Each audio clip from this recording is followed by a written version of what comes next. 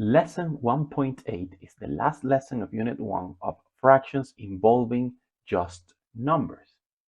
After this lesson, we're going to publish a few practice questions, a few practice problems, just to sharpen all of our skills. But this is the last lesson. We're going to solve one of the hardest question styles that we may face when dealing with fractions. And it is when we have different denominators, additions and or subtractions, and more than two fractions.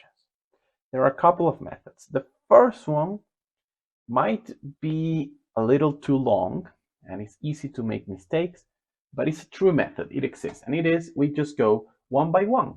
We start with the first, in this case, the addition of 2 over 3 plus 3 over 4.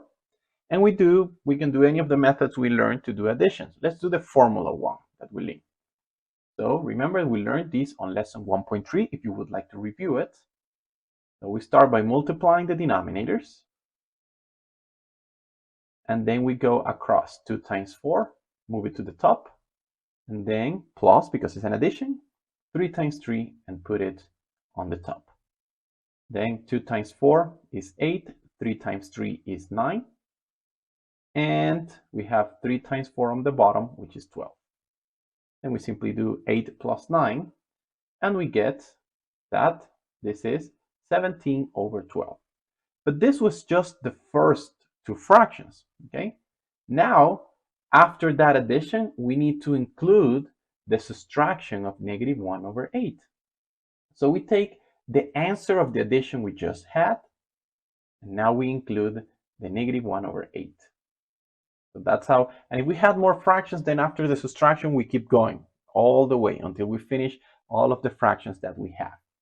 So let's remember, we learned this, subtraction of fractions, lesson 1.4. All we need to do is multiply the denominators, 12 times 8, and put them on the bottom. And then go across. 17 times 8, go on the top. It's a subtraction, so we put the subtraction sign. And 12 times 1, put it on the top. Then 17 times 8, 12 times 1. Also 12 times 8 on the bottom.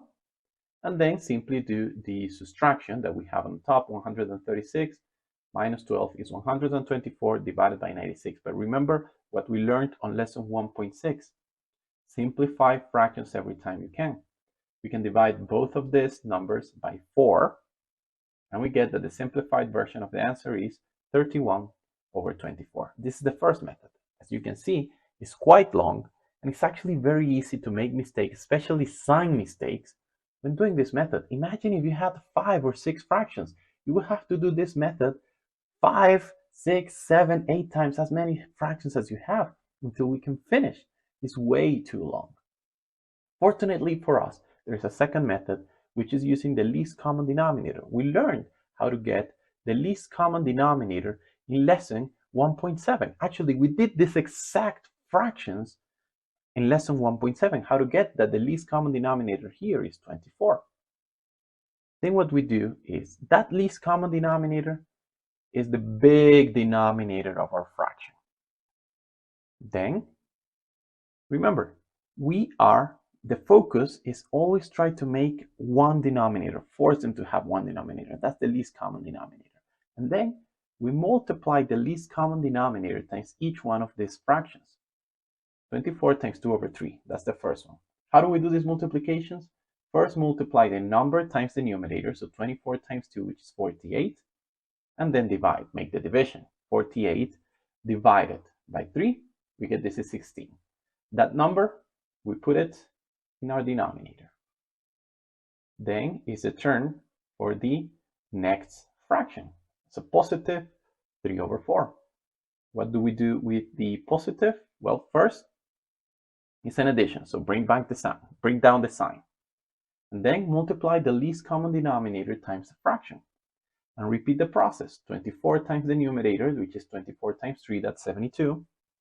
And then divide 72 by 4 to give 18. That number, we write it into our fraction.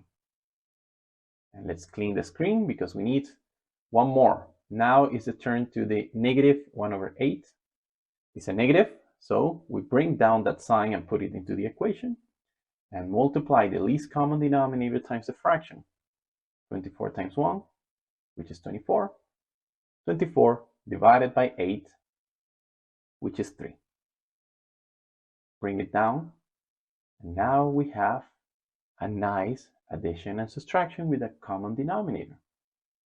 We perform the addition and subtraction, 16 plus 18 minus 3, and we get 31 over 24. As you can see, this method is a bit faster. We just need to practice finding the least common denominator, and it's harder to make mistakes following this procedure than the first procedure. No matter how many fractions you have, just take the least common denominator and follow these steps every single time, and you will get the answer. With this, we finish Unit 1, and remember, we're going to be posting a few practice problems.